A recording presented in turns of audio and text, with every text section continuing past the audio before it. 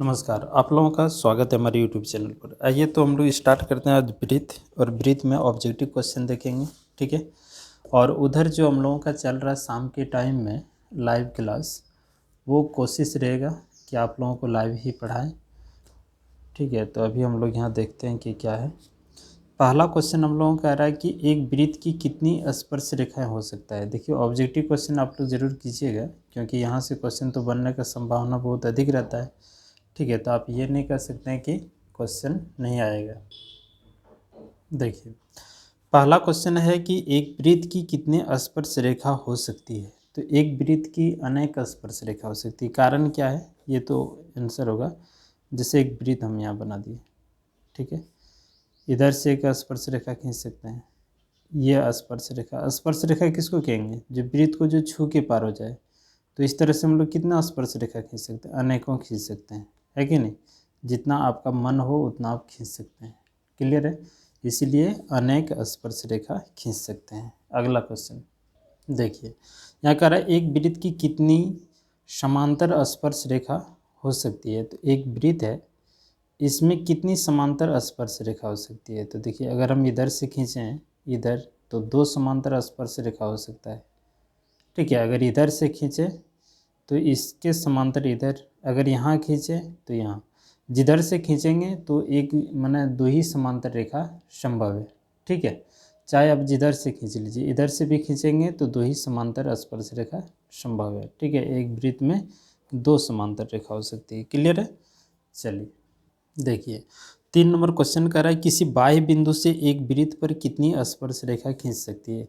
जैसे एक वृत्त हम यहाँ बना लेते हैं और बाहर में कोई बिंदु है, यहाँ से कितने स्पर्श रेखा खींच सकते हैं। तो 2 स्पर्श रेखा, ऐसे करके, ठीक है। 2 स्पर्श रेखा हम लोग खींच सकते हैं। कोई बाहर में कोई बिंदु अगर स्थित हो तो वहाँ से किसी वृत्त पर हम लोग 2 स्पर्श रेखा, देखिए ये भी एक स्पर्श रेखा हुआ और एक भी एक स्पर्श रेखा हुआ, ठीक है। तो 2 स्पर्श रेखा हम लोग खींच सकते हैं। क्लियर है। अगला क्वेश्चन है कि किसी वृत्त की स्पर्श रेखा उसे कितने बिंदु पर प्रतिच्छेद करती है। एक वृत्त बना लीजिए, अब यहाँ से एक स्पर्श रेखा खींचिए, तो कितने बिंदु पर प्रतिच्छेद करेगा, एक बिंदु पर, ठीक है। कोई भी स्पर्श रेखा अगर है तो वो वृत्त को एक बिंदु पर स्पर्श करता है, यानी कि एक बिंदु पर प्रतिच्छेद करता है। क्लियर है। तो इसको हम लोग बोलते हैं स्पर्श रेखा। अगर 2 बिंदु पर प्रतिच्छेद करे तो इसको हम लोग प्रतिच्छेदी रेखा कहते हैं, ठीक है। तो ये सब ध्यान में रखना है। तो स्पर्श रेखा एक बिंदु पर स्पर्श करता है, तो एक हो जाएगा इसका सही आंसर। क्लियर है ना। अगला क्वेश्चन है कि वृत्त की छेदक रेखा उसे कितने बिंदु पर प्रतिच्छेद करती है। छेदक रेखा जो होता है, जैसे ये वाला लाइन हम लोग खींचे हैं, ये प्रतिच्छेदी रेखा बोलिए या छेदक रेखा बोलिए, एक ही बात है। ये 2 बिंदु पर प्रतिच्छेद करता है, एक यहाँ और एक यहाँ, कहीं भी खींच लीजिए, ये भी छेदक रेखा हुआ, ठीक है। तो छेदक रेखा या प्रतिच्छेदी रेखा, अब जो बोलना चाहें इसको बोल सकते हैं। ये 2 बिंदु पर प्रतिच्छेद करता है, तो ये 2 नंबर हो जाएगा आंसर। क्लियर है। तो इसी तरह से आपको ऑब्जेक्टिव क्वेश्चन देखना है और ऑब्जेक्टिव पूछता भी है एग्जाम में। अगला क्वेश्चन है कि वृत्त को 2 बिंदुओं पर प्रतिच्छेद करने वाली रेखा को क्या कहते हैं। 2 बिंदु पर प्रतिच्छेद करने वाली रेखा को क्या कहते हैं, प्रतिच्छेदी रेखा कहते हैं। अभी तो तुरंत बताए कि एक वृत्त है और ऐसा एक छेदक रेखा है, 2 बिंदु पर ये प्रतिच्छेद करती है, तो इसको हम लोग छेदक रेखा बोलिए, यानी तो प्रतिच्छेदी रेखा, है ना। इसको हम लोग छेदक रेखा बोलिए, बोल सकते हैं, या प्रतिच्छेदी रेखा बोल सकते हैं, ठीक है।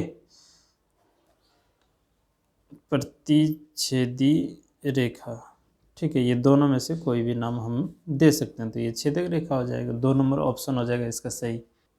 अगला क्वेश्चन देखिए, कह रहा है कि 10 सेंटीमीटर त्रिज्या के वृत्त की 2 समांतर स्पर्श रेखाओं के बीच की दूरी क्या है। एक वृत्त बना लेते हैं और एक स्पर्श रेखा इधर, एक स्पर्श रेखा इधर खींच देते हैं। ये दोनों आपस में समांतर है और इस वृत्त की त्रिज्या कितना है, 10 सेंटीमीटर। तो ये भी त्रिज्या हुआ, ये 10 है, तो इधर से भी ये 10 हुआ। तो दोनों के बीच की, दोनों समांतर रेखाओं के बीच की दूरी कितना हो गया, 10 और 10 मिला देंगे तो टोटल यहाँ से यहाँ तक दूरी निकल जाएगा।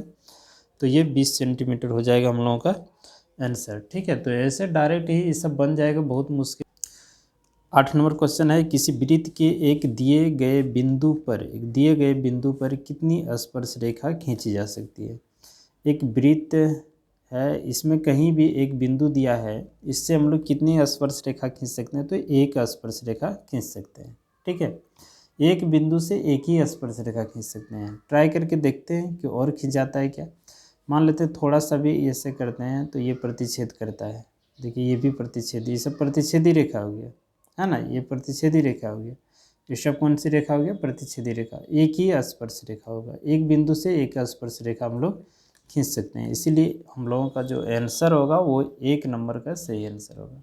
अगला क्वेश्चन देखिए, एक ही क्वेश्चन बार बार घुमा घुमा के दे रहा है, तो आपको समझना चाहिए इसमें कि वृत्त तथा उसकी स्पर्श रेखा। समझिए, वृत्त तथा उसकी स्पर्श रेखा के उभयनिष्ठ बिंदु को क्या कहते हैं? कह रहा है कि एक वृत्त है, इसमें एक बिंदु कहीं स्थित है, और एक स्पर्श रेखा, इसमें भी एक बिंदु है, और दोनों उभयनिष्ठ बिंदु, मतलब एक ही बिंदु का, ये बिंदु दोनों का है, वृत्त का भी और स्पर्श रेखा। तो इस तरह के बिंदु को क्या हम लोग नाम देते हैं? तो स्पर्श बिंदु नाम देते हैं। ठीक है, तो ये हो गया स्पर्श बिंदु। तो ये स्पर्श बिंदु हम लोगों का आंसर होगा 2 नंबर। देखिए 10 नंबर कह रहा है कि यदि किसी वृत्त की दो समांतर स्पर्श रेखाओं के बीच की दूरी 10 सेंटीमीटर है तो वृत्त की त्रिज्या क्या है? एक वृत्त है, इसके दो समांतर स्पर्श रेखा है ऐसे, और इसके बीच का दूरी जो है, ये बीच का जो दूरी है ये कितना है? तो टोटल मिला के 10 है। ठीक है, तो टोटल, तो ये व्यास हुआ, है ना, व्यास हुआ। तो व्यास अगर 10 सेंटीमीटर दिया है तो त्रिज्या हम लोग निकाल लेंगे, व्यास बटे 2 होगा, यानी कि 10 बटे 2 आने कितना हो जाएगा? 5 हो जाएगा। तो आने की ये त्रिज्या निकल जाएगा 5 सेंटीमीटर। 2 नंबर आंसर हो जाएगा इसका। देखिए 11 नंबर क्वेश्चन है कि स्पर्श बिंदु पर खींची गई त्रिज्या उस पर होती है ना। देखिए स्पर्श बिंदु पर अगर त्रिज्या खींच देंगे, मान लेते हैं ये स्पर्श रेखा है और ये स्पर्श बिंदु है। ठीक है, ये वृत्त का केंद्र है, यहाँ से इस पर त्रिज्या डाल देंगे, त्रिज्या, तो ये हमेशा लंब होता है। ये तरीका आप लोगों को जानना चाहिए, जब आप लोग पढ़े होंगे थ्योरी तो उस समय भी बता दिए होंगे। ठीक है, तो कोई भी स्पर्श रेखा अगर खींचा जाए और स्पर्श बिंदु पर, स्पर्श बिंदु और वृत्त के केंद्र को अगर मिला देंगे, ये तो त्रिज्या होगा और ये 90 डिग्री का कोण बनाएगा। ठीक है, तो लंब होगा, 90 डिग्री का जो कोण बनाता है वो क्या होता है? लंब होता है। इसीलिए ये 1 नंबर हम लोगों का आंसर होगा, सही आंसर। समझिए यहाँ 12 नंबर क्वेश्चन बहुत अच्छा क्वेश्चन है, थोड़ा देख लीजिए। वृत्त के केंद्र से स्पर्श रेखा पर स्थित, है ना, कौन सी बिंदु न्यूनतम दूरी पर है? देखिए यहाँ वृत्त हम बना लेते हैं, ठीक है, और एक स्पर्श रेखा खींचते हैं। इसमें स्पर्श रेखा तो बहुत सारा बिंदु है, ठीक है, बहुत सारा इसमें इस तरह का बिंदु है। ठीक है, तो वृत्त का केंद्र से कौन वाला बिंदु सबसे न्यूनतम दूरी पर है? इसको तो स्पर्श बिंदु कहेंगे, और ये सब जितना है ये सब बाह्य बिंदु कहेंगे। ठीक है, क्योंकि वृत्त से बाहर में, स्पर्श रेखा पर ही स्थित है लेकिन वृत्त से बाहर में है, तो ये दूरी सबसे न्यूनतम होगा। उसके बाद देखिए जितना आप दूरियां खींचेंगे सब इससे अधिक होगा। ठीक है, इधर भी खींचिए तो ये सब अधिक दूरी पर होगा। सबसे न्यूनतम बिंदु कौन से, केंद्र से सबसे न्यूनतम बिंदु कौन सा है? स्पर्श बिंदु। तो ये वाला आंसर हम लोगों का आंसर होगा 12 नंबर का। ठीक है, तो ऐसे ही हम लोग करके देखते हैं, फिर आगे बढ़ते हैं। देखिए 13 नंबर क्वेश्चन इंपॉर्टेंट क्वेश्चन है, आप लोग भी इसको इंपॉर्टेंट कर लीजिएगा क्योंकि कई बार ये पूछा हुआ क्वेश्चन है। ठीक है, तो यहाँ क्वेश्चन कह रहा है कि 5 सेंटीमीटर त्रिज्या वाले, है ना, एक वृत्त के बिंदु P पर स्पर्श रेखा PQ, है ना, बिंदु P पर स्पर्श रेखा PQ केंद्र O से जाने वाले एक रेखा से बिंदु Q इस प्रकार मिलती है कि OQ 12 सेंटीमीटर, तो PQ की लंबाई ज्ञात करनी है। ठीक है, तो यहाँ देखिए एक वृत्त हम लोग यहाँ बना लेते हैं, अगर फिगर बनाना चाहें तो बना सकते हैं। ठीक है, और एक स्पर्श रेखा ऐसे करके खींच लेते हैं। ठीक है, मान लो कि ये स्पर्श कर रहा है, यहाँ इसका केंद्र क्या है? O है। क्वेश्चन समझिएगा, 5 सेंटीमीटर त्रिज्या है, तो त्रिज्या हम कहीं भी खींच सकते हैं, तो ये त्रिज्या हो गया, ये 5 सेंटीमीटर इसकी लंबाई है।